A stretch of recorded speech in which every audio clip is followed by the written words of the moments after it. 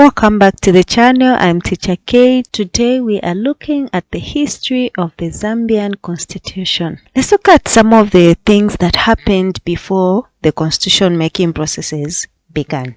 Before Zambia was colonized by the British, it was inhabited by various ethnic groups including the Bemba, the Tonga, Lozis, the Ngonis, even the Chewas, among others. Now these groups had their own cultures, their own traditions, and even forms of governance, and they also had their own rules that they would use to rule their people. During colonization, when the colonizers came, the British, Zambia was known as Northern Rhodesia.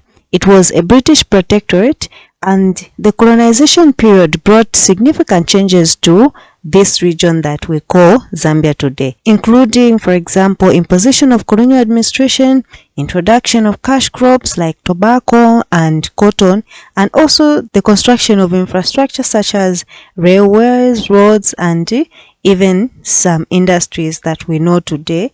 Particularly, we talk about copper mining, which has become the backbone of the Zambian economy. Coming back to our issue that we're looking at today, when Zambia got its independence in 1964, coming from the colonization, it came to be known as Zambia, the Zambia that we know today. So the name changed from Northern Rhodesia to Zambia. And when it changed, because Zambia did not have a constitution that it was going to use, so what they did was inherited the Northern Rhodesia Self-Government Constitution of 1963. This created a foundation for constitutionalism in Zambia. The problem with this constitution was that it was meant to safeguard the interest of the white settlers, the British. So this is about where we come from in terms of the constitution that we used as our first constitution ever in Zambia. Now, so far we've had 5 constitutional review commissions since 1964. We are going to look at all these constitutions until to date. So the first one that we look at is the Chona Constitutional Review Commission of 1972.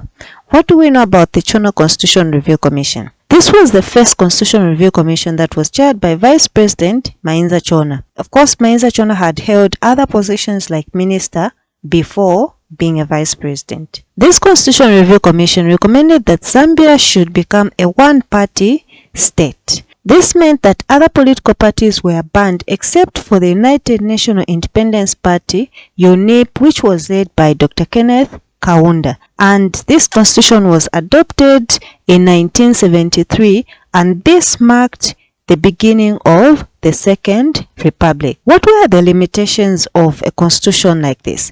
So some of the rights that were violated because of this constitution were: 1, the right to vote, freedom of association, as well as freedom of conscience. So these rights were the ones that were violated as a result of the 1972 Constitution Review Commission. The other Constitution Review Commission was the Mvunga Constitution Review Commission of 1991. This was the second Constitutional Review Commission, and it was chaired by Professor Mpanza Patrick Mvunga. The recommendation was that Zambia should revert to multi-party democracy.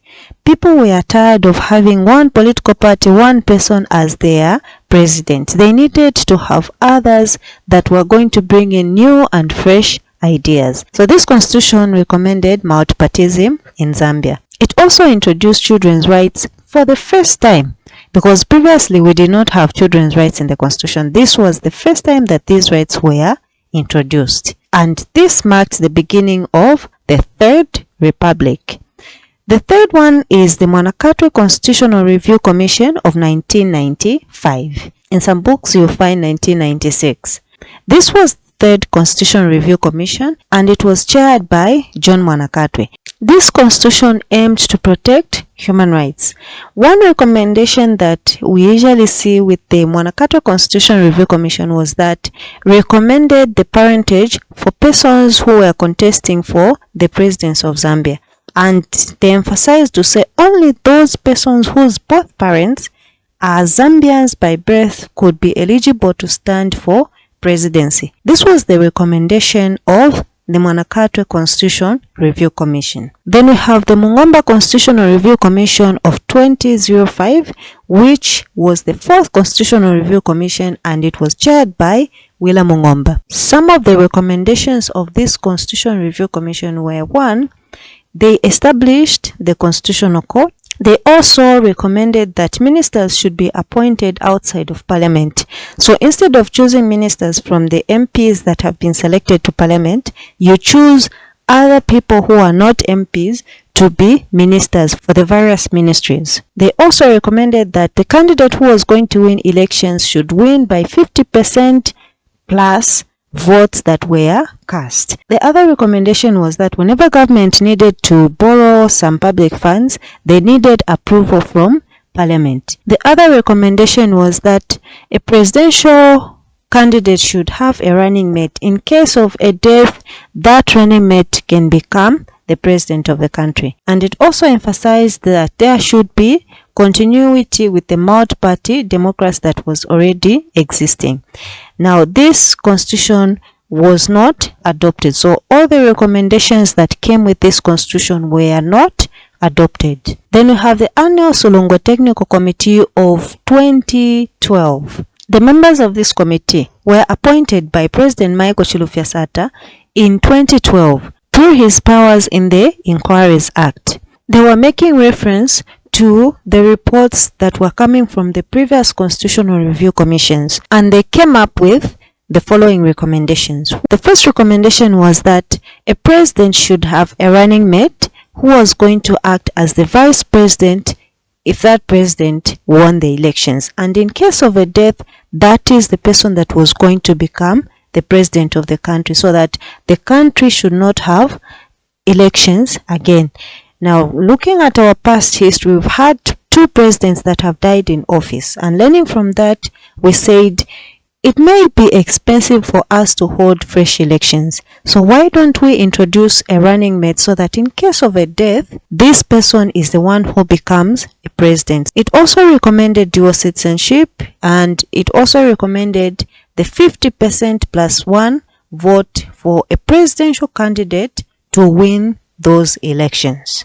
Now, this is only used whenever you are voting for a presidential candidate. It does not apply to any other elections that we hold. The whole point of having all these constitutional review commissions and all these amendments to the constitutions are that one day we should be able to have a comprehensive and reliable constitution for the country. The recommendations that were in this constitution were adopted by Parliament, and they were signed by President Edgar Chagwa Lungu on the 5th of January in 2016. And this is the constitution that we are using currently. It came to be known as the 2016 Amendment Constitution. And you'll see this every time someone is citing the constitution, they will say the 2016 Amendment Constitution. So now let's look at a summary of what we have looked at so far. Looking at the Zambian Constitution, we have looked at the Northern Rhodesia Self-Government Constitution of 1963. We have also looked at the Mvunga Constitution Review Commission of 1991, the Chona Constitution Review Commission of 1972, the Mwanakatwe Constitution Review Commission of 1995, the Mung'omba Constitutional Review Commission of 2005, and the final one, which is the current constitution that we have coming from the annual Solongo Technical Committee of 2012. So that is about the history of the Zambian Constitution. Thank you for being with me. Please ask questions, comment, like, subscribe, as well as share with friends about the Zambian Constitution. I'll see you in the next video.